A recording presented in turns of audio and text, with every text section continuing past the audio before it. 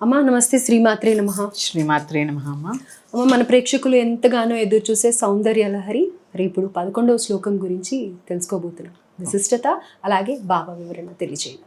RBC channel వీక్షిస్తున్న ప్రేక్షకులందరికీ శ్రీమాత్రే నమః. సౌందర్య లహరి ఆ అమ్మవారి యొక్క తత్వాన్నంతా కూడా ఎంతో కొంత భావన చేస్తూ చదివే ప్రయత్నం చేయండి. 10 శ్లోకాలను తెలుసుకున్నాం. ఇందులో 11వ శ్లోకం. చతుర్భి శ్రీకంఠై శివయువతిభి పంచభిరపి ప్రభిన్నాభిశంభో నవభిరపి మూల ప్రకృతిభిః చతుశ్చత్వారింశద్వసుదళకళాస్రత్రివలయత్రిరేకాభిः సార్ధన్ తవ చరణకోణాః పరిణతాః. ఇది 11వ శ్లోకం. కోణము అంటే త్రికోణము. అంటే ఈ శ్లోకం మొత్తము కూడా శ్రీచక్రం యొక్క ఎలా ఉంటుంది, శ్రీచక్రం యొక్క మొత్తము వివరణ అంతా కూడా ఈ శ్లోకంలో ఉంటుంది. ఇక్కడ అసలు కోణం అంటే ఏంటో తెలుసుకుందాం. మనకి త్రికోణము అంటే అమ్మవారిని త్రిపుర సుందరి అని పిలుస్తాం మనం. ఇచ్ఛాశక్తి, జ్ఞానశక్తి, క్రియాశక్తి స్వరూపిణి. ఒక్కొక్క కోణంలో ఇప్పుడు ట్రయాంగిల్ తీసుకుంటే 1, 2, 3 మధ్యలో ఇచ్ఛాశక్తి, జ్ఞానశక్తి, క్రియాశక్తి. ఇచ్ఛాశక్తి అంటే లలితాదేవి, జ్ఞానశక్తి అంటే సరస్వతీదేవి, క్రియాశక్తి అంటే లక్ష్మీదేవి. అదే మహాకాళి, మహాలక్ష్మి, మహాసరస్వతి. సచామర రమావాణి సవ్య దక్షిణ సేవిత. ఎందుకంటే ఆ పరమేశ్వరుడి యొక్క నేను ఈ సృష్టి, నాలో ఉన్న ఈ సృష్టినంతా కూడా సృష్టింపచేయాలి అనేటటువంటి ఆయనకి ఆలోచన, ఆ ఇచ్ఛ రాగానే ముందు ఆ ఇచ్ఛాశక్తే కదా ఆయనకి కనిపించింది. అందుకే జ్యోతిస్వరూపుడై శివుడు ఉంటే చైతన్య స్వరూపిణిగా, కాంతి స్వరూపిణిగా ఆ తల్లి సృష్టి అంతా కూడా వ్యాపించి ఉంది. అది ఆవిడే ఇచ్ఛాశక్తి. స్వామి నుంచి మొదటగా వచ్చినది ఇచ్ఛాశక్తి. ఆ ఇచ్ఛాశక్తి నుంచి మళ్ళీ జ్ఞానశక్తి, క్రియాశక్తి. ఇచ్ఛతో కూడినటువంటి జ్ఞానము, ఇచ్ఛతో కూడినటువంటి క్రియ. అంటే మనకి ఇష్టం ఉంటేనే ఏదైనా పని చేస్తాం.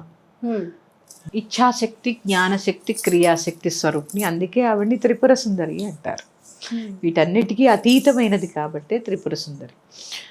ఇలాంటి విశేషాలన్నీ అంటే శ్రీచక్రంలో ఉండేటటువంటి కోణములెన్ని, తర్వాత ఎన్ని అష్టదళ పద్మములెన్ని, షోడశ దళాలెన్ని, ఎన్ని త్రికోణాలు ఉన్నాయి, భూప్రత్రయం అంటే ఏంటి, సర్వసా పరిపూరక చక్రం అంటే ఏంటి, ఇవన్నీ మనకి ఖడ్గమాలలో తెలుస్తూ ఉంటాయి.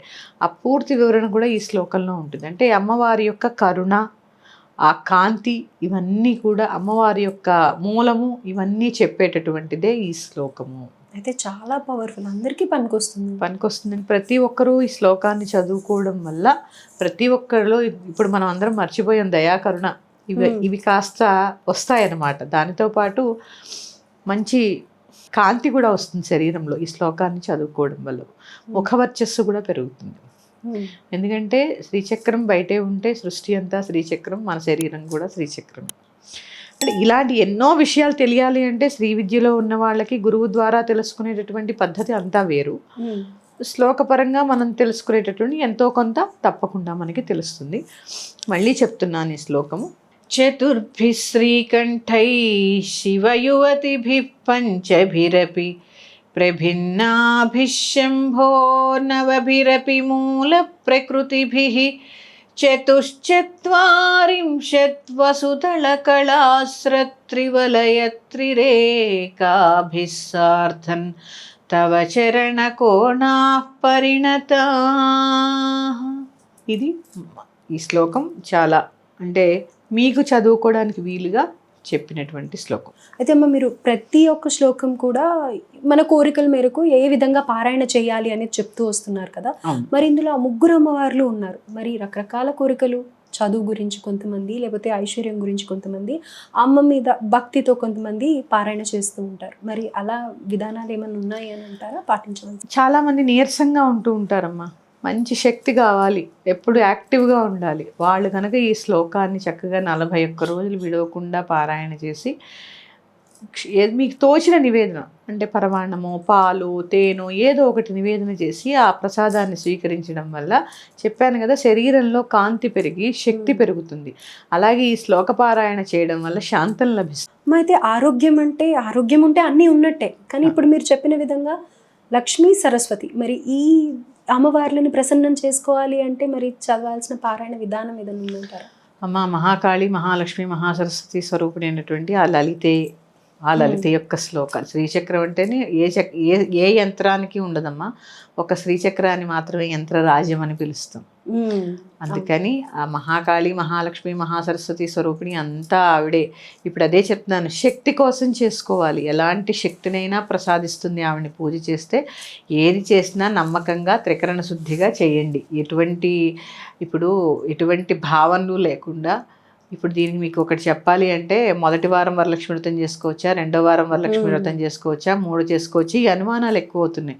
మన అవకాశాన్ని బట్టి అనుమానం లేకుండా ఎప్పుడైనా ఆ తల్లిని అర్చించుకోవచ్చు. భక్తి ముఖ్యం. ఎందుకంటే వ్రత విధానంలో చెప్పింది పౌర్ణమి ముందు శుక్రవారము. ఒకవేళ ఏదైనా అడ్డంకి వచ్చి మనకు కాకపోతే బాధపడద్దు, భయంతో చేసుకోవద్దు. భావన మాత్ర సంతుష్ట హృదయాయే నమో నమః. మంచి భావంతో మీకు కుదిరినప్పుడు ఎప్పుడో అప్పుడు పూజ మారకుండా చేసుకోండి, ఆమె తప్పక అనుగ్రహిస్తుంది. అయితే ఇప్పుడు ఇక్కడ కూడా ఏ కోరికైనా సరే 41 రోజులు మీరు చెప్పిన శ్లోకం చదువుకుంటే 11వ శ్లోకం చెప్తున్నాను, శక్తిని ప్రసాదిస్తుందమ్మా. శక్తిని కాంతిని ప్రసాదించేటటువంటి శ్లోకం. ఎందుకంటే ఒక్కొక్క శ్లోకము ఒక్కొక్క విశిష్టత చెప్పుకుంటున్నాం కదా. ఈ శ్లోకంలో మంచి శక్తిని పుష్టిని ప్రసాదించేటటువంటి శ్లోకం. అలాగే అమ్మ. శ్రీమాత్రే నమః.